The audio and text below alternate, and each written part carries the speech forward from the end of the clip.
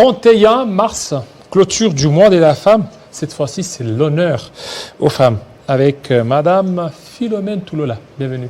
Bonjour. Voilà, vous êtes communicatrice de l'Union Sacrée. Oui, aussi, bien sûr.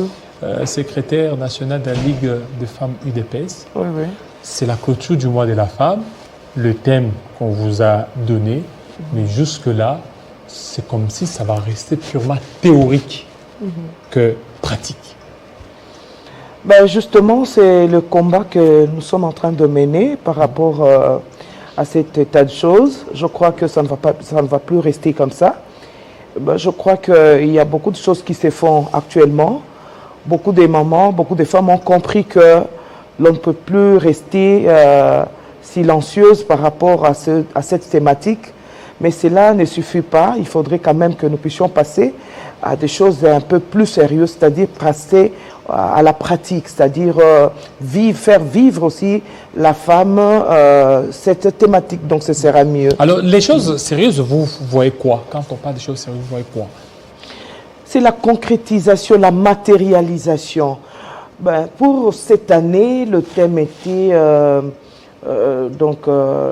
l'autonomisation de la femme. Donc pour nous, à la RDC, c'est la promotion de l'autonomisation de la femme dans le contexte du changement climatique. Alors, est-ce que c'était vraiment opportun qu'on parle du changement climatique de la femme alors qu'il y a des femmes qui sont violées dans l'Est, alors qu'il y a des violences faites aux femmes, parce que partout mais on parle du changement climatique. Qu'est-ce qu'il y a de changement climatique? Moi, j'ai personnellement aimé ce thème parce que c'est quand même quelque chose de très important. Bien sûr que nous sommes en train de pleurer nos morts à l'Est de la République démocratique du Congo, mais cela ne suffit pas, cela ne peut pas exclure à ce que nous puissions aussi jeter un coup d'œil sur le changement climatique. Donc, le problème, c'est que beaucoup de mamans, beaucoup de femmes ne comprennent pas la thématique en question. C'est très important de vouloir sensibiliser la population par rapport au changement climatique. Vous savez que la RDC, c'est l'un des pays qui participe valablement contre la lutte contre le changement climatique. Alors à cela, il faudrait que la femme puisse intégrer l'idée, s'autonomiser aussi par rapport à ce changement climatique. Je donne un exemple. Aujourd'hui, nous avons des femmes paysannes.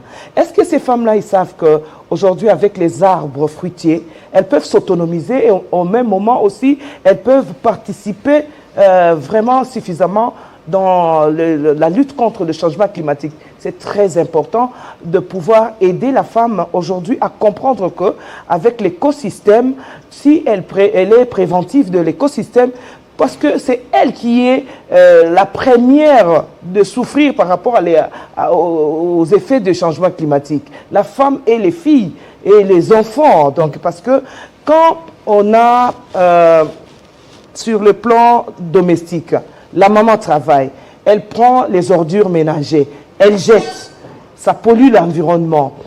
C'est la maman qui reste avec les enfants à la maison. Justement, si nous la sensibilisons, de ne plus commencer à pouvoir,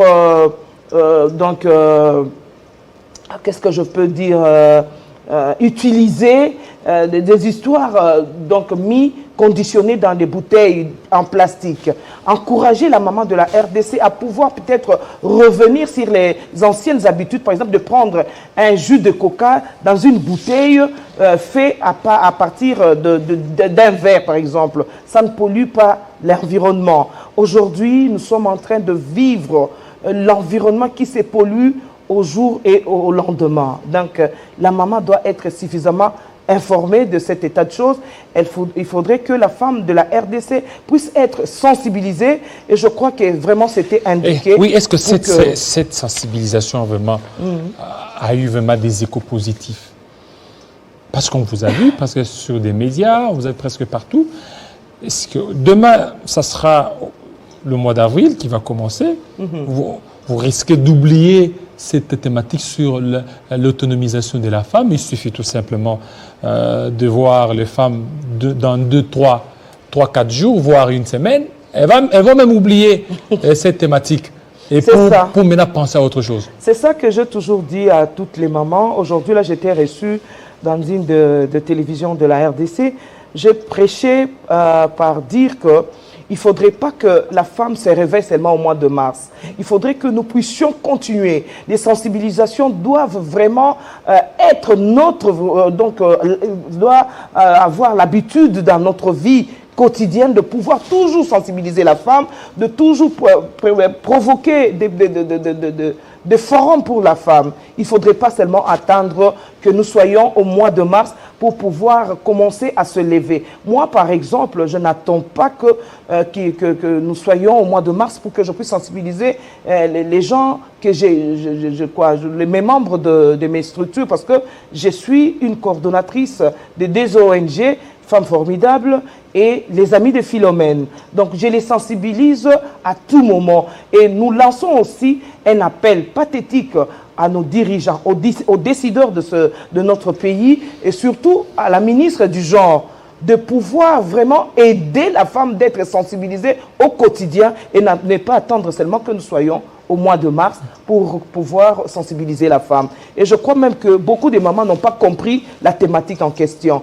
Il faudrait faire appel à des services compétents pour qu'on puisse aider la maman à comprendre, comme la communication par exemple. Nous devons au préalable expliquer aux mamans, expliquer à la jeunesse c'est quoi la thématique au lieu de penser seulement à célébrer la journée, penser à donner des pagnes et petit à petit, la journée de la femme, la célébration des droits des femmes perd vraiment sa valeur, justement parce que l'on met plus l'action sur de distribution d'épargne. L'épargne, c'est ça. C'est qu'on voit, quand on parle de la journée dédiée aux femmes, c'est la distribution d'épargne, la distribution... Alors, il y a des vraies valeurs qu'il faudrait certainement communiquer alors qu'on passe dans des futilités, vous ne voyez pas? Bon, pas tellement... Parce qu'il y a cela quelques années où il n'y avait pas d'épargne, hein? Il n'y avait pas d'épargne, il y avait juste autre chose. Ils ont même interdit d'épargne. Mais actuellement, vous êtes là, vous êtes bien vêtu en pagne. Non, l'épargne, c'est le symbole de la femme congolaise, tout simplement. Mais moi aussi, je ne suis pas d'accord que chaque année, qu'on puisse pouvoir mettre l'accent sur le pagne. Le pagne doit rester un symbole pour notre façon de nous habiller. Parce que quand nous allons sous d'autres cieux, nous voyons des femmes identifiées. Par exemple, c'est les Indiens. Tu ne verras jamais une femme indienne s'habiller en pagne. Donc, c'est leur coutume. Et aujourd'hui, pour nous aussi, c'est bien aussi de pérenniser cette coutume, de pouvoir voir la femme congolaise en pagne. Mais cela ne voudrait pas dire que à toute célébration de la journée de la femme, qu'il y ait de distribution. Mais maintenant, si nous pensons que c'est mieux, c'est bien aussi de le distribuer, mais tâchons à donner des explications à celle qu'on donne le pagne. Donc il faudrait vraiment que prochainement, si les décideurs nous écoutent, ils puissent changer aussi la façon de travailler. Pour moi, en étant, si aujourd'hui par chance, ministre du genre, au préalable, c'est d'abord les campagnes de communication. Expliquer la thématique aux gens, expliquer comment est-ce que nous devons la célébrer, pourquoi est-ce qu'on a choisi la thématique de l'environnement. Beaucoup de mamans ont des difficultés pour pouvoir débattre de ce sujet. Alors, nous les débattons comme maintenant là, c'est en français. Et vous les débattez où? Et d'ailleurs, les ouvertures presque de toutes ces journées se font dans des salles IP. Et la femme paysanne n'arrive même pas là-bas. Donc vous ne tenez pas compte aussi de cette femme. On ne tient pas compte de la femme paysanne. Voilà pourquoi les organisations féminines sont très importantes pour pouvoir faire le relais entre le gouvernement et la cité. Donc voilà. Merci. Merci à vous, Madame Philomène Toula. Lola, voilà, de votre passage pour clôturer en beauté le mois de mars, un mois dédié à la promotion de la femme ainsi que de la jeune fille. Restez branchés sous Télé 50 tout à l'heure, la grande édition de Christopher Tchoukoum. Il sera 20h dans l'est de la RDC. Portez-vous très bien. À très bientôt.